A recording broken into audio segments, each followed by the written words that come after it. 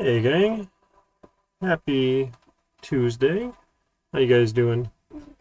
Having some computer trouble lately, which is sad. Let me get this pause here. I don't know what was going on, but it didn't work well this morning, but I'm hoping it works better now after a couple more reboots and whatever else. So let me know how it's going. We are in week 4 already. We're cruising on through. We're going to talk about array-based sequences today, and a quick little recap of like a couple of things we need to know out of chapter 3. We're gonna talk about as well, and we'll also talk about the recursion lab, the little Sudoku solver. So we fire up PyCharm. We'll do the lab first and talk about that.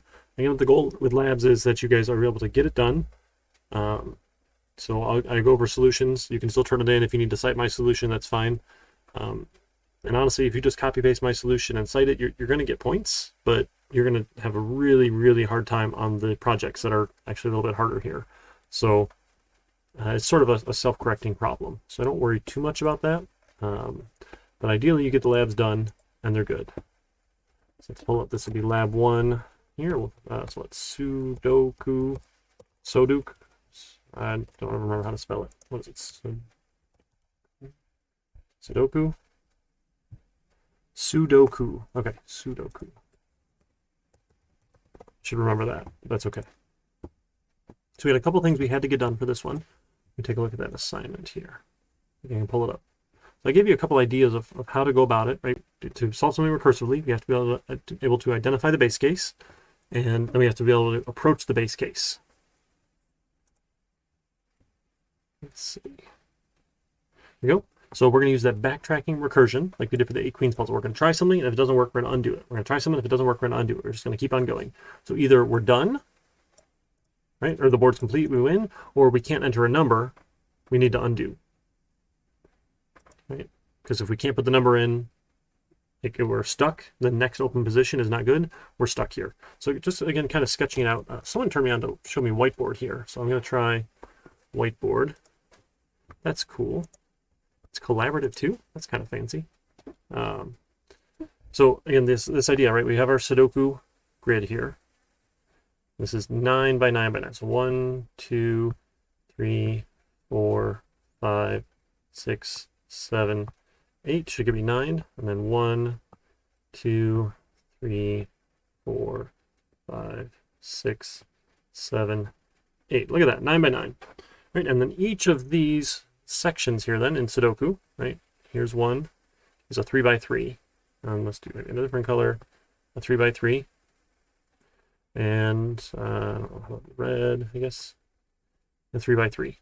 Right, and those repeat. So that's the top section, and then we have the next section. Can I do different colors maybe? Does that work for that? Ooh, that's trippy. Rainbow colors. What's that one? Different rainbow colors, I guess. Sure. Let's try and alternate these. As you can see, each of these little 9 by 9 sections. That kind of works. Or I'm sorry, 3 by 3 sections that make up the 9 by 9 Sudoku grid. Right, so for you to be able to put a number in, right, there can be no number in the row. There can be no number in the column. There can be no number in the 3 by 3. Right? I'm sorry, I kind of assumed you guys knew what Sudoku was. No one asked me, so assuming that was fair. And the idea is I will give you a 2D list as a board. Right? So given a 2D list as the board, with the 9 by 9 with numbers or spaces or empty spots, we have to go solve it.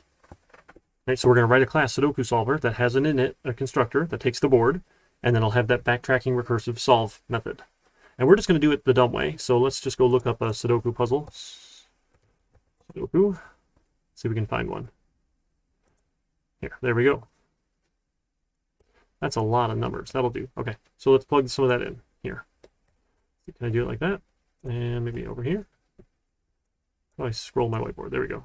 Nice. Okay, so let's plug in some numbers. So we have a 5, 3, 6, 9, 8, 1, 9, 5, 7, 6, 8, 4, 7, 6, 4, 1, 9, 8, 2, 8, 6, 3, 3, 1, 6, 2, 8, 5, 9, 7. Okay, so we got all the numbers plugged in there.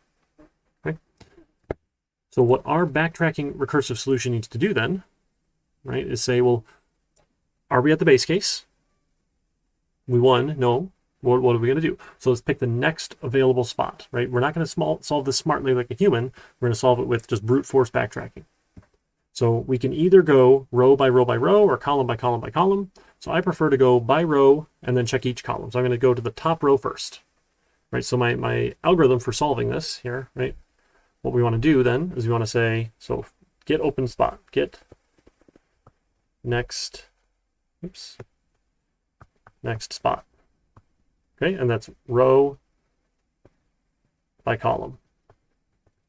Okay, then from there, we're going to try 1 through 9.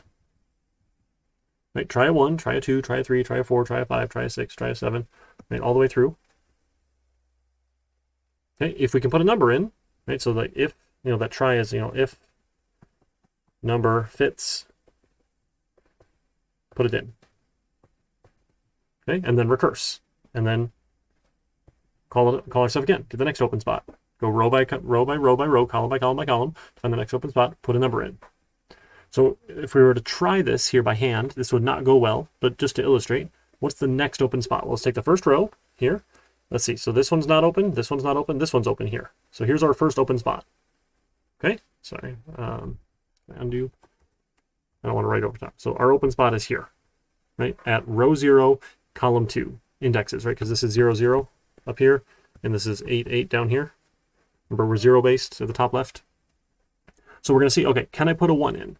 So we need this try, this if the number fits. Well, how does that work? Well, we need to check the row. We need to check the column,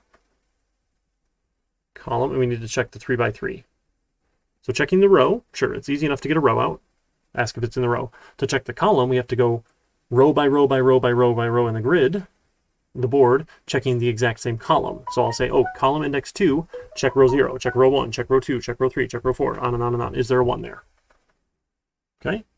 Then to check the 3 by 3. This is where it gets a little trickier.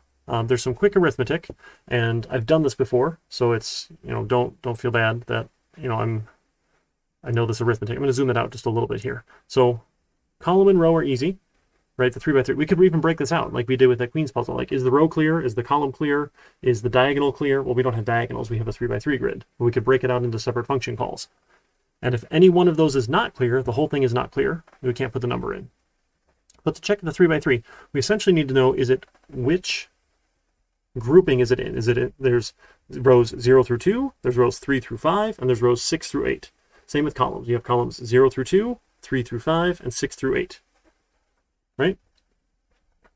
So we need to be checking all 9 of those squares in that section. So what we can do is we can take our row index, and if we floor divide it by 3, we're either going to get a 0, a 3, or a 6. Nope, sorry. We're either going to get a 0, a 1, or a 2. Right? Because columns 0, 1, and 2, floor divided by 3, are 0. Columns 3, 4, and 5, floor divided by 3 is a 1. Columns 6, 7, and 8, floor divided by 3 is a 2.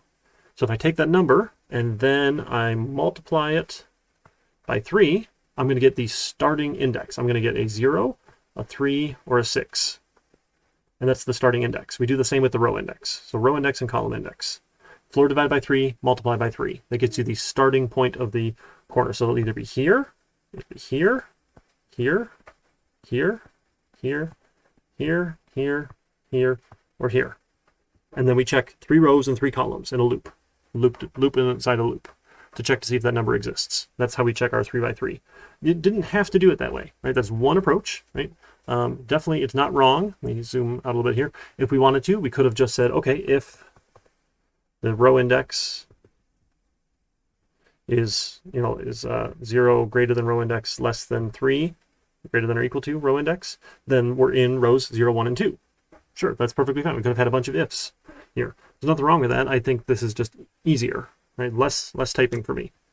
That's how I check if the number fits. So let's plug it into our algorithm. Let me zoom back in here. Let's see, how's that? So we're going to try it. So can we put a 1 in? Well, the row is clear, the column is clear, the box is clear. We're going to put a 1 in here. Boom, we get a number 1. We recurse. What's the next open spot? Well, here's the next open spot. Can we put a 1 in? So I probably shouldn't put the zeros in there. That's not good. That undo's ugly. Or the erase. Just gotta be careful. Okay, close enough. So can I put a 1? No, there's a 1 in the row, there's a 1 in the column, and there's a 1 in the 3 by 3. Triple no. How about a 2? There's no 2 in the row, no 2 in the column, no 2 in the grid. Let's put a 2 in. Okay, next available spot, over here. This one. Can we put a 1 in? No, there's a 1 in the row. Can we put a 2 in? No, there's a 2 in the row. Can we put a 3 in? No, there's a 3 in the row. Can we put a 4 in? Yep, there's no 4 in the row, no 4 in the column, no 4 in the box. Great, 4. Done. Go to the next one. Over here now. Okay, can we put a 1 in? No. Can we put a 2 in? No. Can we put a 3 in? No. Can we put a 4 in? No. Can we put a 5 in? No. Can we put a 6 in? No, it's in our box. Can we put a 7 in? No, it's in the row. How about an 8? All right, 8's okay. Let's put an 8 in. 8. All right, let's get to the next one here. Next available space.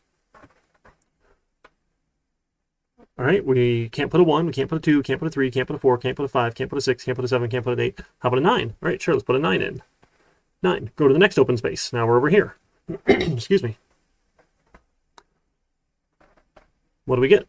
Let's see, can we put a 1 in? No. 2, no. 3, no. 4, no. 5, no. 6, no. 7, no. 8, no. 9, no. Oops, none of them fit. There's a 6 in the 3 by 3 right here. This one over here is a 6. Sorry, my handwriting is terrible. In its 3x3 grid. So we can't do it. So what happens is we need to go back. Say, oh, okay, well, we can't put a number here. That was no good. So come back here. Oh, a 9 was no good. Can't do that. Come back over here. Oh, sorry. This 8 doesn't work. We need to backtrack. Erase the 8. All right, now let's try a 9. Let's put a 9 here. Can a 9 go here? Right, that's the backtracking piece. We just pick up where we left off. The next number to try was 9. All right, 9. Okay, the next open spot here. Can we put a 1? No. 2? No. 3? No. 4? No. 5? No. 6? No. 7? No. 8. All right, no 8. There's an 8 in the column here, all the way down over here. Column right here. So no 8. Okay, can't be an 8. How about a 9? Nope, can't be a 9. This is no good. It can't be a 9 here. Go back. Now the 4 here is no good. Now we need to go back and try 5. No, can't be a 5. Can it be a 6? Okay, let's try a 6. And you get the idea, right? We just keep on going back and we just keep on going forward as we go. So it's not the fastest algorithm in the world, right? But it'll get the job done. It's a brute force backtracking solution. I like this whiteboard. This is way better than Word. Thank you for showing me whiteboard, whoever that was. You guys, you get like a bunch of bonus points. Unfortunately, the bonus points aren't worth anything, but you can still have them. Okay, so that's our main. We'll come back to that after. Sudoku.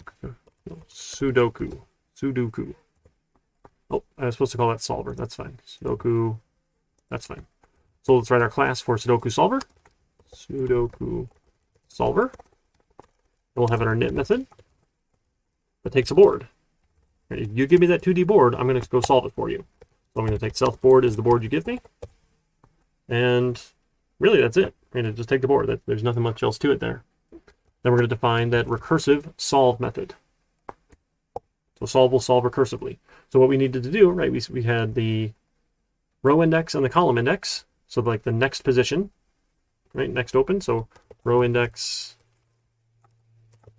and column index equals self dot. And this will be a private helper method, right? We don't need to make public methods here. Just solve needs to be recursive here. This is next open position.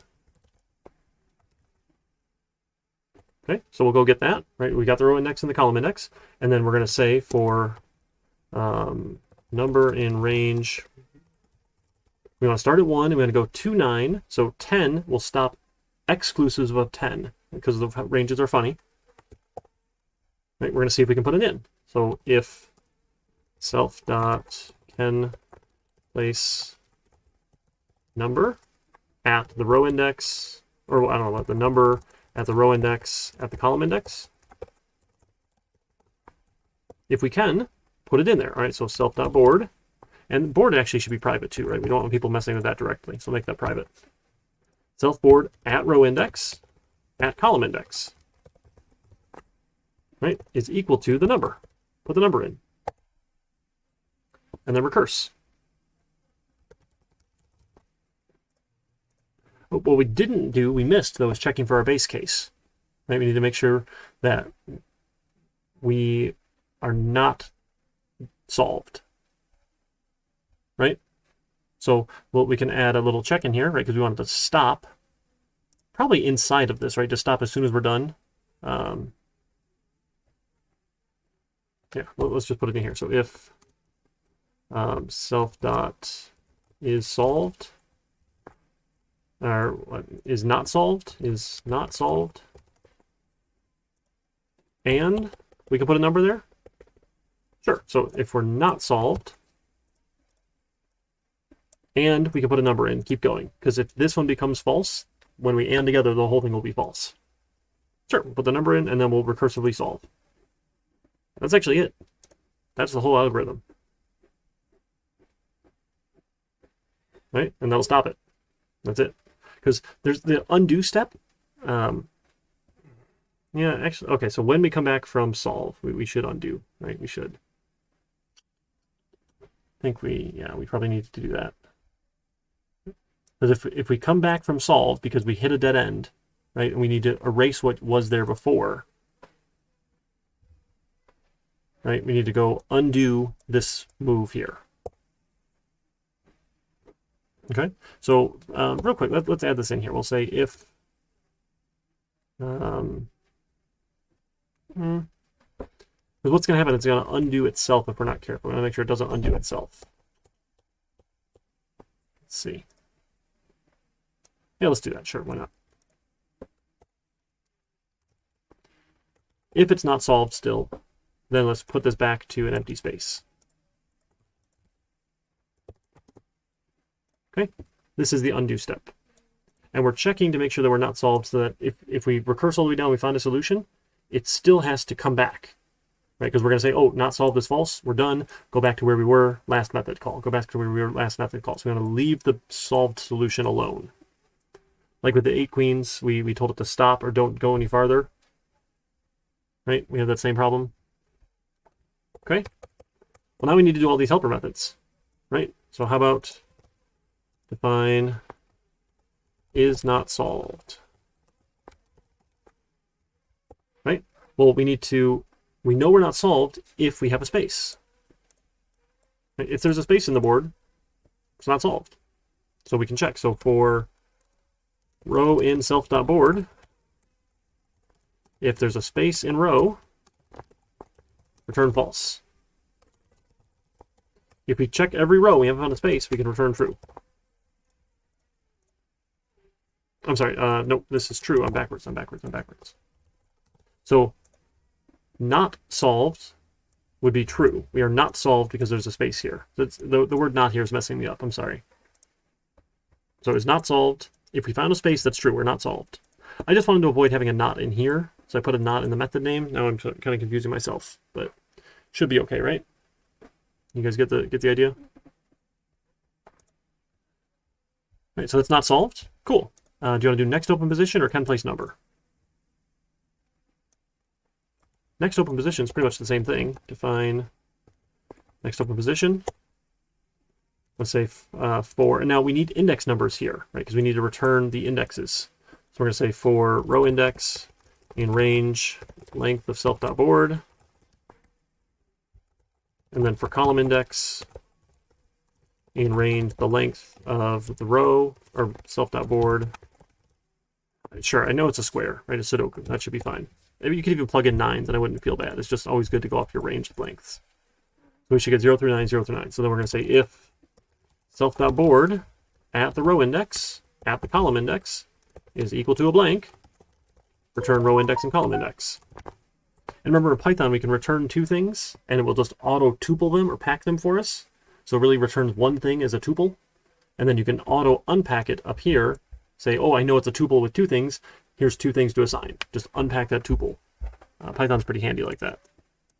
Right, it's being friendly. Let me scroll that over, sorry. Does that look a little better? So that should give me the next open position. If we've gone through all of this and we haven't found anything, well, we're just going to return nothing. There's no return, and it'll be null values, but we'll get to is not solved first, and it should be okay. So don't worry too much about it. Okay, and then can place a number. That takes a couple things here. So this needs to know specifically where we're going. Right, so this needs some arguments. We'll define can place a number given a number, a row index, and a column index. Because we need to know if that number can go there. So we're going to say, so we need to check the row, we need to check the column, and we need to check the 3x3 grid. We can do it all at once, or we can break it up. Either way is okay. I'm not too concerned. Let's break it up. Why not? So let's we'll return can self dot. Oops, this needs to be self as the first argument. Sorry, self dot can place number in row given a row index or a number and a row index. Right, and that'll be that and self can place number in column. That needs a column index. And self can place number, I don't know, in 3x3. 3x3? Sure, why not? And that one needs a little bit more, right? That needs the row, column, and index. Sure, why not? Okay, we're just breaking it down into step by step by step. So now let's define this one. Again, need the self, its first argument. So in the row, So if we can put it in the row, we're going to return number in self.board at the row index, and we want not, right? Number not in here. If the number's not in that row, yes, we can put it in that row. Okay, number in column, given a column index. So this one we need to loop through. We're going to say for row in self-board, if number is equal to, right, the row at column index, return false. If we get through all of those and we haven't found it, we can return true. Right? If we find it at the column, checking every row, we return false. Otherwise, we return a true. And then the 3x3. So, and these arguments. And we're going to do our fancy arithmetic here. Right, so we have the, hey, how's it going, Rumble? We have the start of our row index start is my row index, floor divided by 3 times 3. And just to make sure we're doing our order of operations right, it never hurts to force order of operations. Be explicit, right? Floor division, right? Integer division. So it gets rid of any decimal place. So I'm either going to get a 0, 1, or 2, multiply by 3. And I'll get the same with for a column index start. Column index start. Use my column index, floor divided by 3, multiply by 3. Okay, now we need to loop through those. So we'll say for row index in range from my row index start to row index start plus 3, right? And then will not be inclusive. So if it's 0, I'll get 0 plus 3 is 3. Range to 3 goes to 0, 1, and 2. If it's 3, I'll get 3, 4, and 5 because it will not be inclusive of 6. If it's 6, I'll get 6, 7, 8. And then for column index, oh, I guess I shouldn't rename it. Current row index, right up. And a current column index is in the range of, same thing here, but my column index start.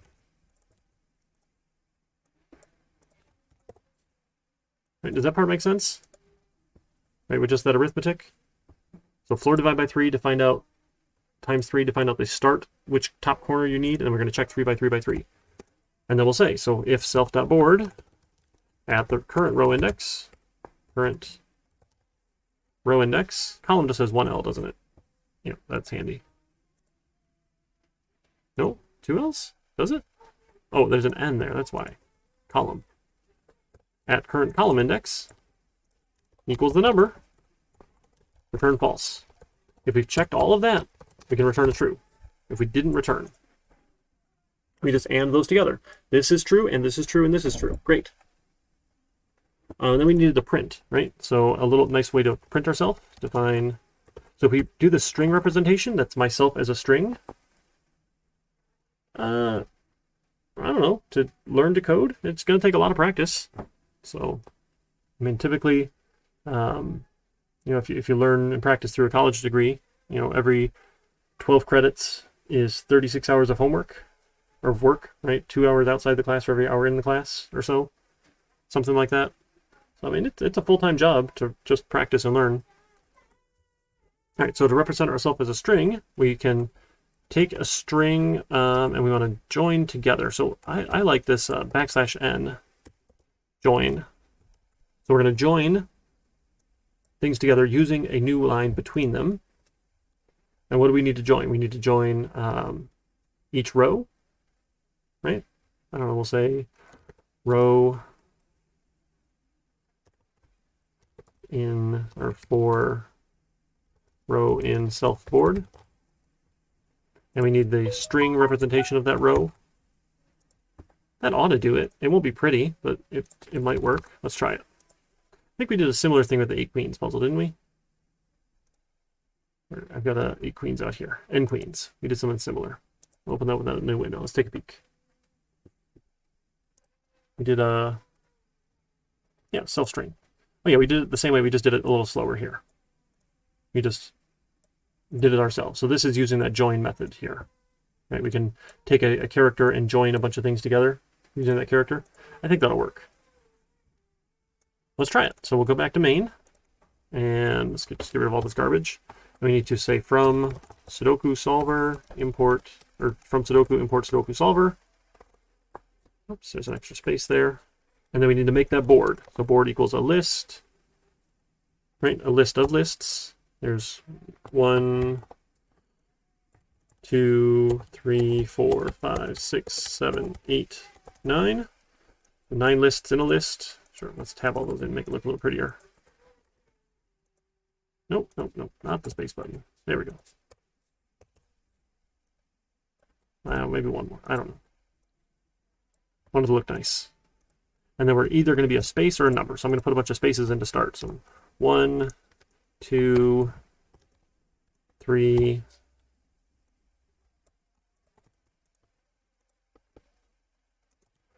6, 9. All right, that's easier. There's 9. Okay. And then we needed a bunch of numbers, right? We had about 5, 3. That's right. I need to erase some of these, don't I? So we have 5, 3, 6, 9, 8. So, and they weren't characters. You got to be careful. We wanted numbers here. Otherwise, our arithmetic, we need to be a little bit more cautious. 5, 3, 6. I'm losing it here. Where's my picture? 9, 8.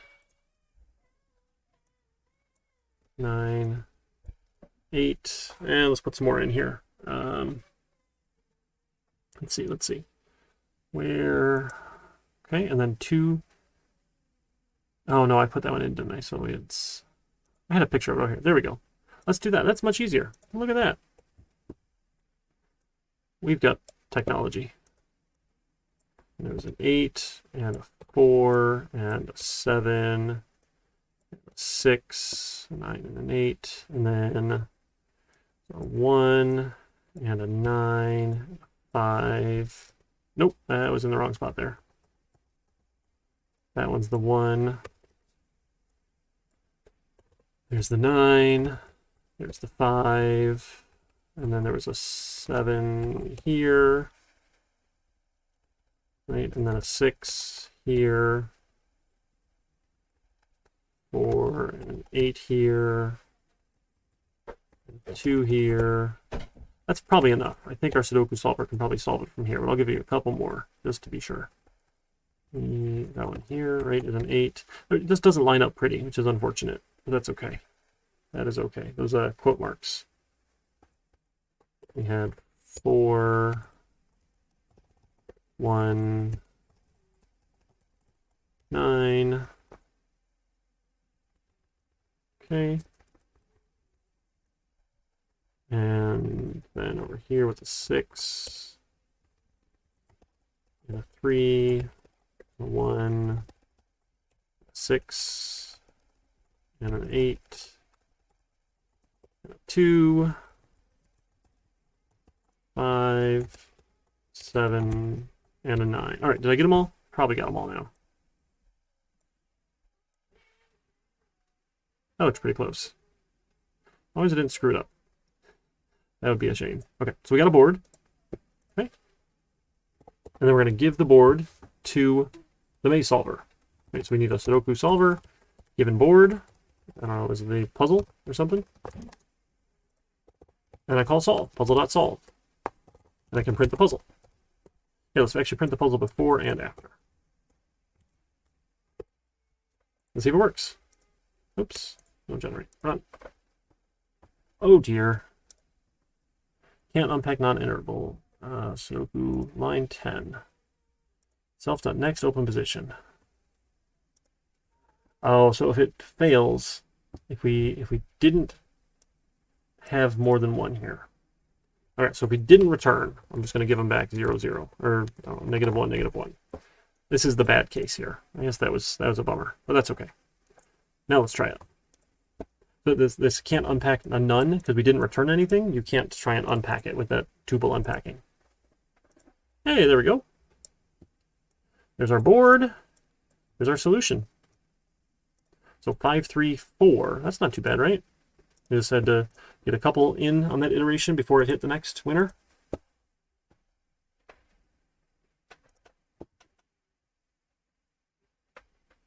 How you guys feeling about the lab? The goal is just using this backtracking recursion.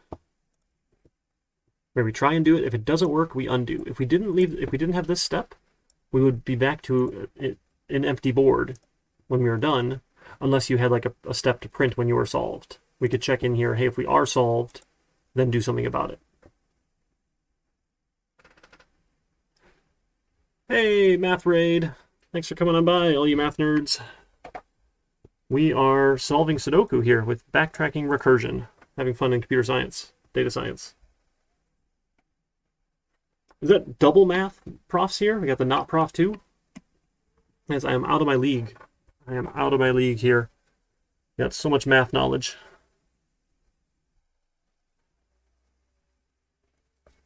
So definitely maybe not quite as interesting as when we were doing our sequences and series last week, but still a good time. Still a good time. Yeah, the 3x3. So we wanted to say this 3x3. So in our picture here, we said, hey, we've got 9 different 3x3 sections, right? You're either in the 0 to 2 row and column, or you're in the 3 to 5 columns indexes, 0 to 2 rows, 0 to 2 rows, or 6, 7, 8 column indexes. So we said our arithmetic for that was take your column index, floor divided by 3.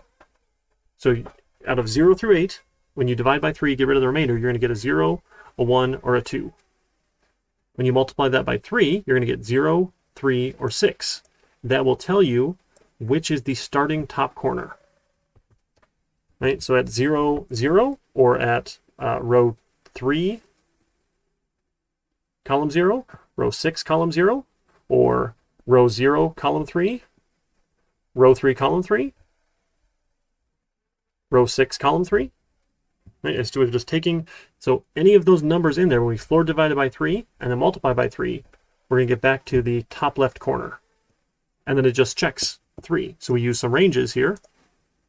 We say, okay, start at that row index and then go for 3 more, add 3. Start at that column, add 3 more, go to that 3. That make sense? Do you want to see anything else for the lab here? If not, I'll post it out on GitHub as well. Give me just a second to get that over there. 501. Nope, that's the wrong one. 1501. Nope, no. We're 2000. I don't know what class we're in, folks. I don't know what class we're in here. So here's lab 1. We'll put that out there. 2001. Yeah, thanks. Thanks, Gretchen. Oh boy. All right. So that was our practice lab, right? Remember the assignment here. Let's go back to assignments. Was to do the maze solver. Similar process, right? Where you need to do that backtracking recursion, but then we're going to take it one step further, and we need to track the shortest solution. So we need to find every solution and see which one is the shortest. So same idea. Take a 2D list as the maze, right? Maybe you use spaces for opens. Maybe you use X's for walls. Maybe you use a start, S for start, and E for end, right? Sort of thing. And if you take that as a 2D maze, your backtracking solution should try and find the shortest possible solution. If you can't find any solution, you should probably just get back a -1. I didn't post a rubric for it yet either. I'm sorry, guys. I totally forgot about that. I'll get the rubric up today. We've got another week and 2 days to get this one in, though. So due next Thursday before class starts. So at 3:30 next Thursday, we went over the solution, so I can't take it late. You got to get it into GitHub and then submit to Canvas here, your URL. Okay. All right. If we're good for now, why don't we take a quick break before we jump into the new material? We'll come back in about 10 minutes or so. I'm going to go get some more coffee. I'm not hyper enough as is. And we can pick it up from there. Let me put on some music for you guys. Thanks for coming on by, Math Raiders.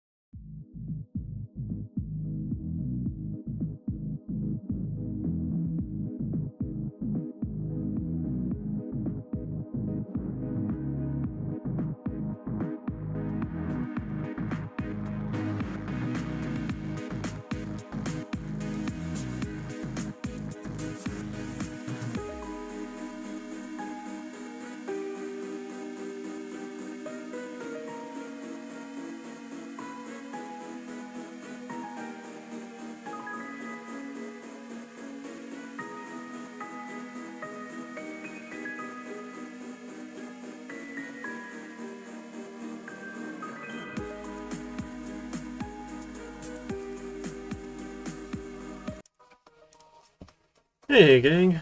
Alright, we're just about ready to pick it back up here. So I think my laptop is in sad shape. I used to be able to have Stream Manager open, but now it doesn't let me do that. So I need to the following chat here on my phone, which I think will work okay.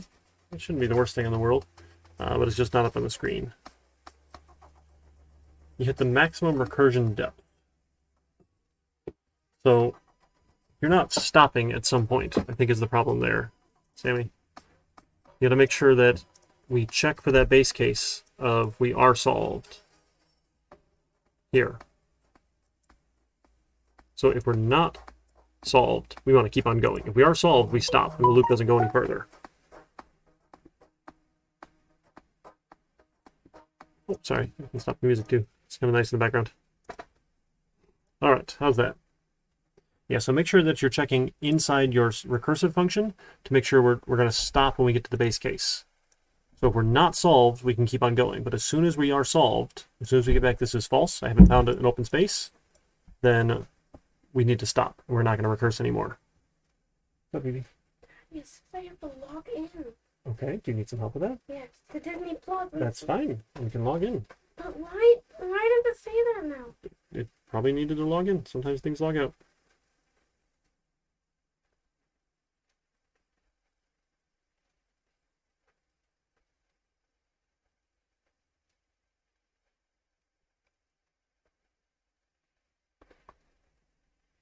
All right. Yeah, let me know if that works for you, Sammy. You're welcome. All right. So, similar idea. When you're doing the maze solver, right? What you want to do is you want to figure out what our algorithm is. We do a new board. Nope. What's the? I haven't actually used this before. I just want a new one. No. No. Wait to start whiteboard again. Clear. Okay, there we go. All right. So again, with the maze solver, right, similar idea. And you want to make sure that you go off the length of the board. Right, it should be able to solve not any size maze, because eventually, you know, bad things can happen. We won't be able to solve ginormous ones, but it should be able to do a 10 by 10, a 20 by 20, a 13 by 7, a 5 by 9. Right, any sort of length should be fine. So you always want to be checking your row and column. Oh, yeah, return was off by a space. Oh, sorry. So it wasn't giving you that back. Yeah, Python's particular. So when you're doing the maze solver, right, make sure, right, the algorithm's not the hard part. It's tracking, doing the undoing, the breadcrumbs, those sort of things, right? So if you have X's places, I think we drew one out last time. What do we have in here? Like, I don't remember.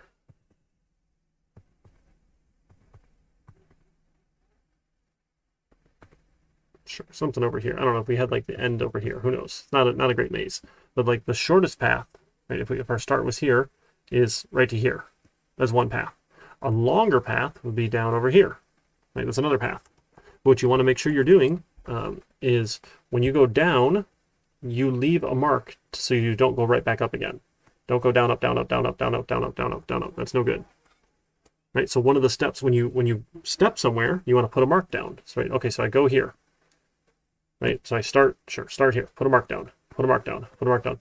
Don't go back on your breadcrumbs on that loop, that iteration.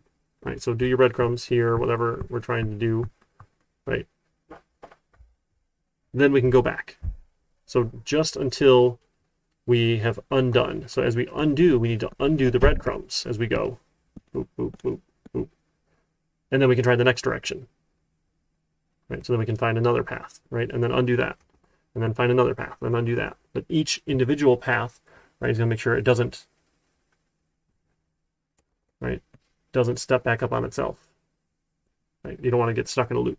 So make sure you don't step on your breadcrumbs. Whatever your you know, it could be up, down, left, right. It could be whatever, right? Whatever directions you want to try, we're just always going to do them in that order. So hey, can we go up? Can we go down? Can we go left? Can we go right? And if we can, recurse.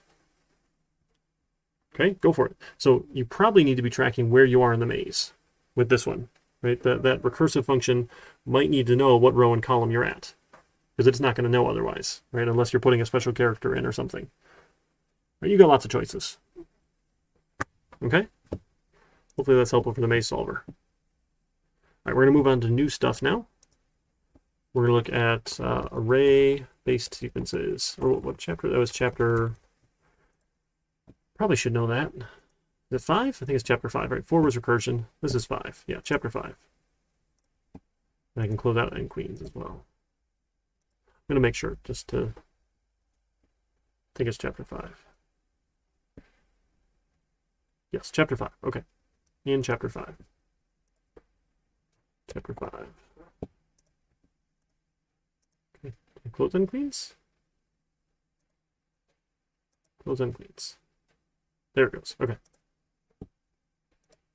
So this is actually way easier to do in Python than it is to do in another language. Look at these array-based sequences, because Python has the list built right in. A Python list is an array-based sequence, and we just got to take advantage of it. But what we need to do is we need to understand how it works and how to do it the hard way if we didn't have a list for whatever reason, or if we wanted to manage things ourselves. It's the reason we study data structures is to better appreciate how to use them and what they're good at and what they're bad at. That's the whole purpose.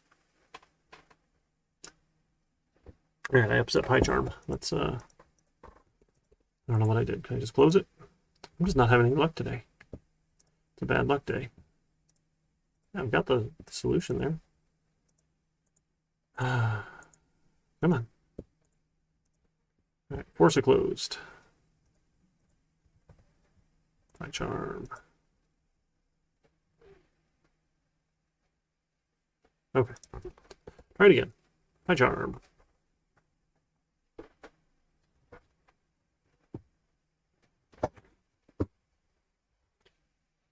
Here it goes, maybe. We gotta just get some more coffee.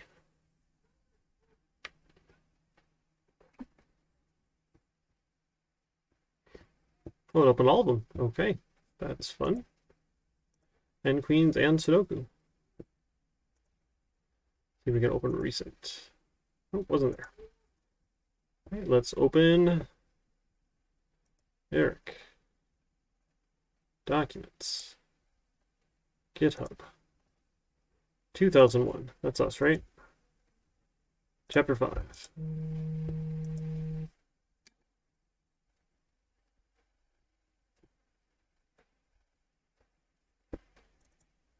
There it goes. All right. And we'll come and quit this one.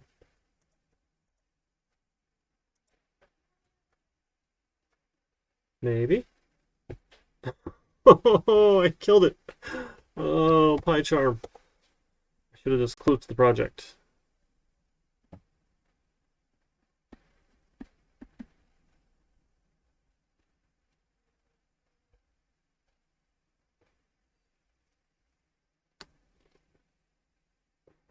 All right.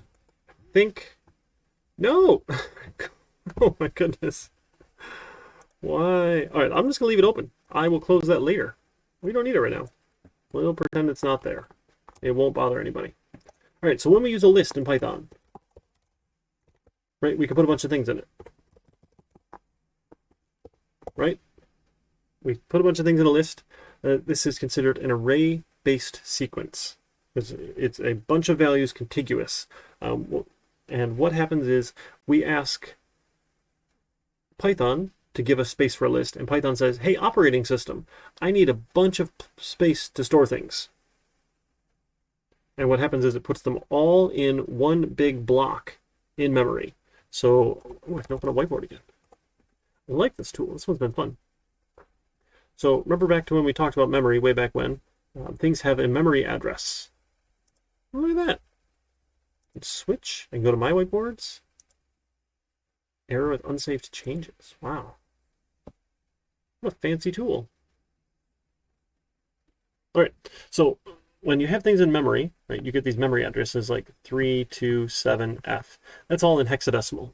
Don't worry too much about it, but you get the letters A through F because each value is 0 through 15 instead of 0 through 9 for our base 10 system. So it's base 16.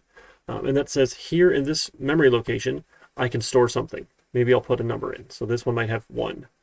And then we might store at x22 or 23 a b, we might store a 7. Right? So we can store values in memory. Whenever we create a variable, it's asking Python to ask the operating system for memory, and it will go store it for us. When we get a list in Python, it goes out and gets a chunk of memory. And there's a default size, and I'm not remembering it. Python default list size. We can probably Google it.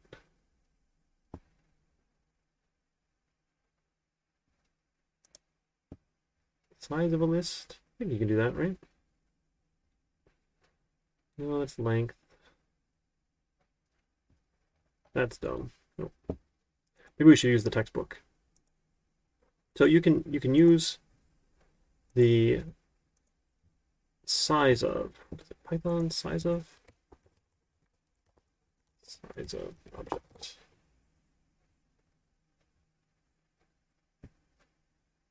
Aha, if we import sys, that's what it is, sys.getSizeOf. We'll check this out. So we want to import sys. And now let's take our sum list and let's leave it empty to start. Okay? So it's an empty list, and we're going to say for n in range, let's do like 1,000 here. Let's take sum list, and we'll append n, and then we're going to print sys.sizeOf get size of sum list. We can, sure, this is, do a nice little printed string here. Size of list. And there we go. Okay, so a little formatted print, right, with the substitution in here. And we're just going to see how big that list is as we add 1,000 items. And hopefully we learn something. There we go. Oh, I probably want to put the number in, right? So size of list with n items. There we go. That'll be much more interesting. Here we go. Scroll up to the top. So with up to 3 items in it. Oh, that's wrong. That should be 1. Sorry, I want 1, 2001. There. Now it's not going to lie. Okay. Sorry. I'm just feeling particular. Let's scroll it up. Keep going. Okay. So 1 through 4 items, we're at 96 bytes of memory. That's how many bytes? 96 bytes. Then 5 through 9 items were more. Or, I'm sorry, 5 through 8 were more, and then 9 through 16 were bigger, and then 264 for a bunch more, and then 344 for a bunch more, and 432 for a bunch more, and 528 for more, and 640 for more. Notice that the distance here is getting a little bit bigger, right? So 768 for more of them, 912 to go from 89 to 106. So the size here, like 1072, is the same if we have 107 items or 126 items.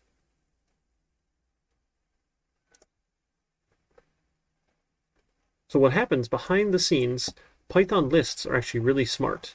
They are oversized because we need to go and store a bunch of things in memory. So when we tell Python, hey, I want a list, right? Here's a list. We actually get a memory address, like X, I don't know, 737. I can't type 337B, sure.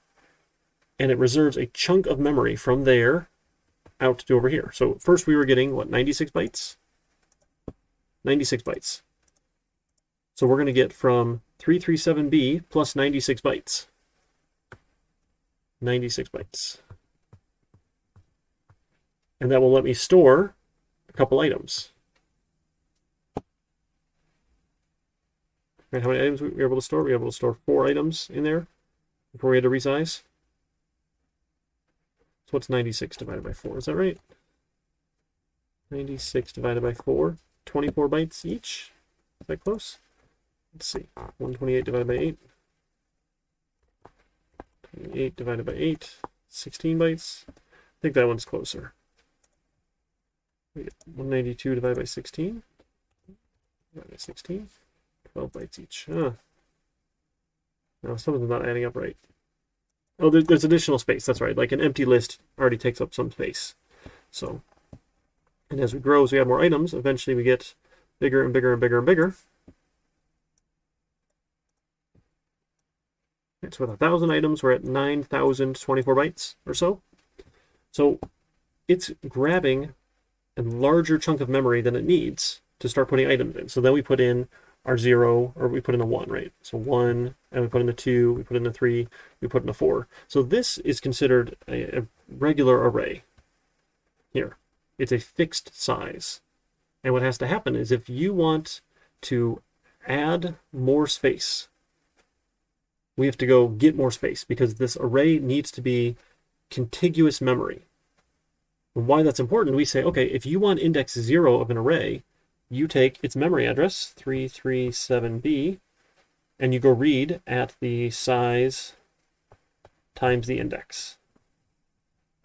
And our size here is our memory address. So we're storing memory addresses inside. So it's a little bit inefficient, but it's okay. We don't worry too much about that in Python.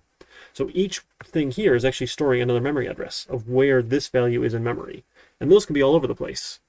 But the array, the list, needs to have a contiguous block of memory to do this instant access by index. So whatever index we give it, it multiplies that by the size of a memory address and goes and reads at that location to get instant access to anywhere within here. It sounds nonsensical, but don't worry about it too much. The idea is that these operations, right, to read something by index value is constant. It is a fixed set of numbers. So the chapter we skipped, chapter 3, was all about performance and measurement of algorithms. You're going to get into that more into data structures, but we care a little bit. In general, there's like 3 main measurements.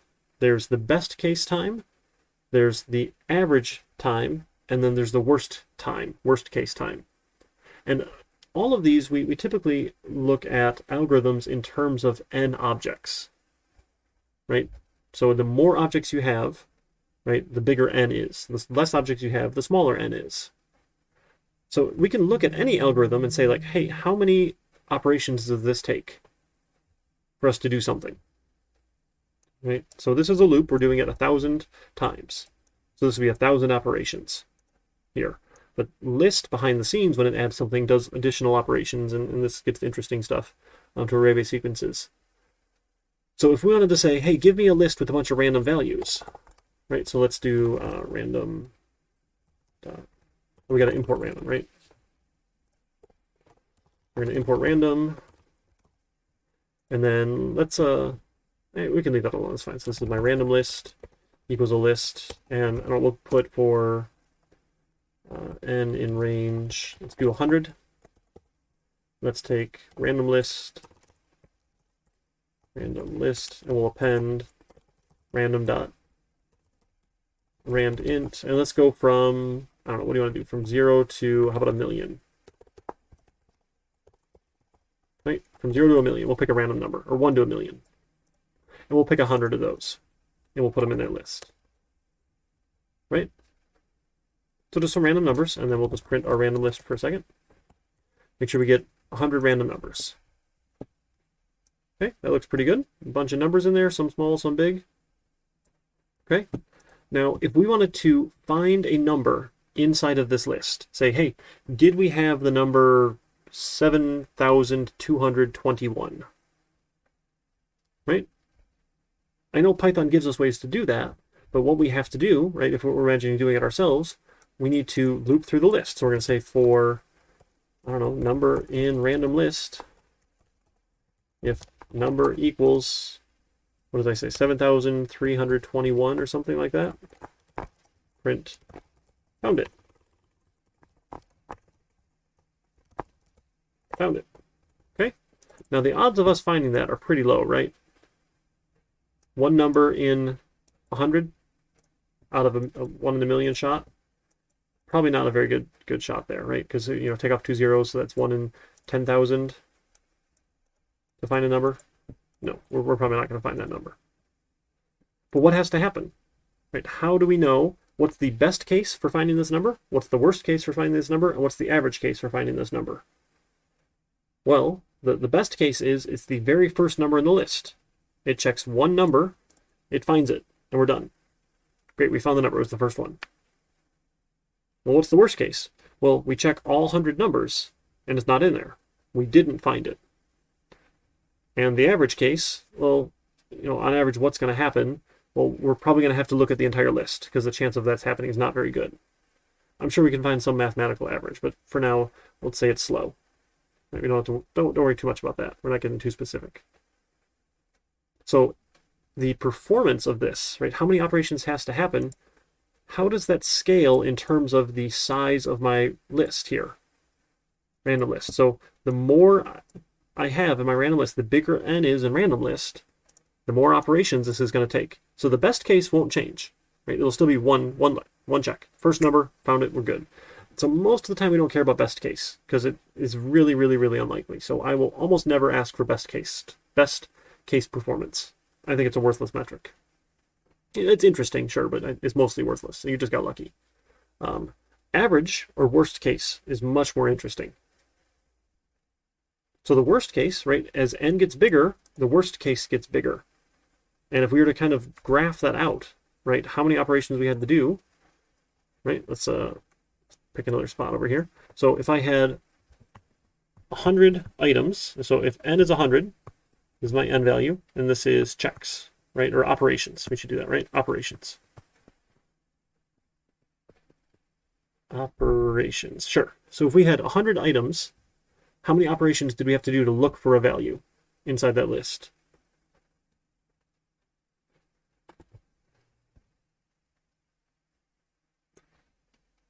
This is where chat gets to answer.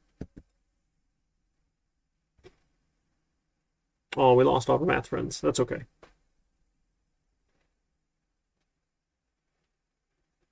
Oh, someone redeemed a stretch. Sorry. Didn't see that. Oh.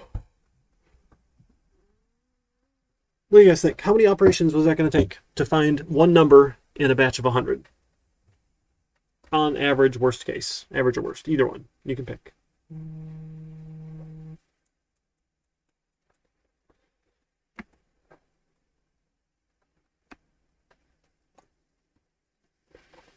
No? All right, that's all right. No one wants to guess. It takes 100 operations. If we have 1,000 items in there, how many operations is it going to take? Well, it's going to take 1,000, right? We have to check 1,000 numbers to see if we found it. If we have 1,000,000, it's going to take 1,000,000 operations because we have to check 1,000,000 numbers to see if we have it. Posture check. Yeah, thank you. Let me get out my little back brace here, backboard. Thank you. I'm slouching a little bit, aren't I? Apologies. So the growth here in relation to n, how many checks, how many operations this has to do, it is linear, right? Just a nice straight line. This is linear. Linear. It's linear growth, right?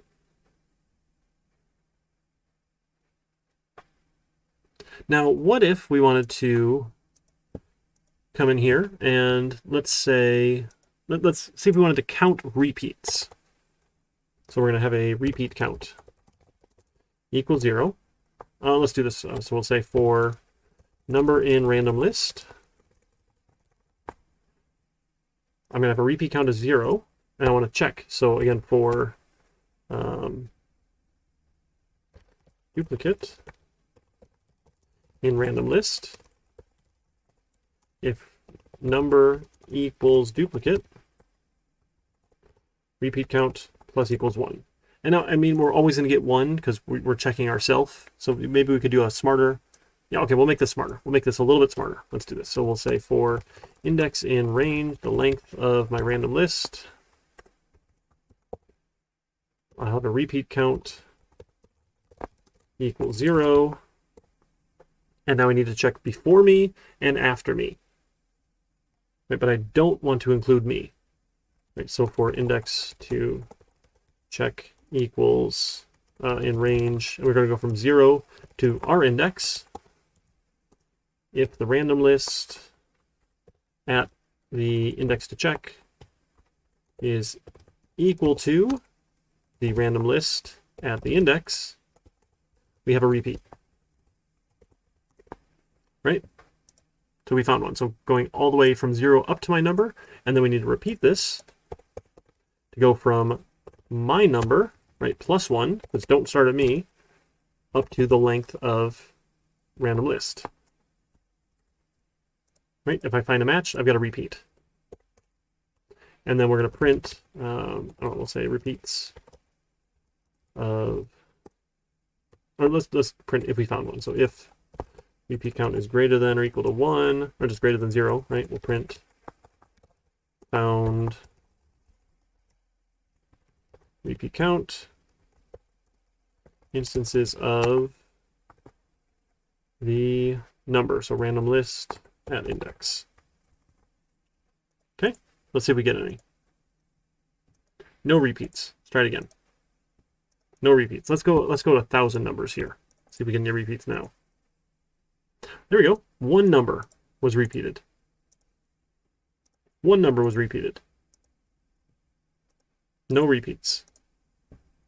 No repeats. Am I going backwards? Maybe you could go backwards too. Sure. Just do the negative step. Yeah, either way works. I mean, we just need to check all of them. So we're only getting about one repeat. Now, but let's look at this in terms of operations. Right? So if I have 100 items, so now this is just in. That's essentially in. This is a duplicate check. Duplicate check. If I have 10 items, right? If my n is 10, how many operations am I doing? Right? Each one needs to check itself against each other one. So 10 is checking itself against, for each 1 in 10, we have to check 9 others. And then the next one, check 9 others. And the next one, check 9 others. And the next one, check 9 others. So it's essentially, it's not exactly, but we'll call it 100, right? Because that makes the math easy here. So if I have 100 items, and each 100 has to check 100 times, we have 10,000 operations. If I have 1,000 items, each 1,000 needs to check 1,000 times. That's 1,000 times 1,000. That's 1,000,000 operations. That graph looks like that, right? That's an n squared graph, quadratic graph, right? I mean, you can check forwards or backwards. It doesn't matter, but we're stopping when we get an index. So we're skipping index. You could also just do one loop and skip index too. You don't have to. I mean, there's a bunch of different ways to check for repeats here. But essentially, the bigger n is, right, the more this thing grows, the faster this thing grows because it's exponential, n squared, right, or exponential. Exponential growth. So my operations go up faster and faster and faster and faster the more n is. Excuse me. So what we're going to do, oh, we're over time. I'm sorry, guys. We're going to look at some of these operations and common things that we do with lists. I didn't realize we were running so late. You guys take care. Have a good one. We'll finish this up on Thursday. All right. See you then.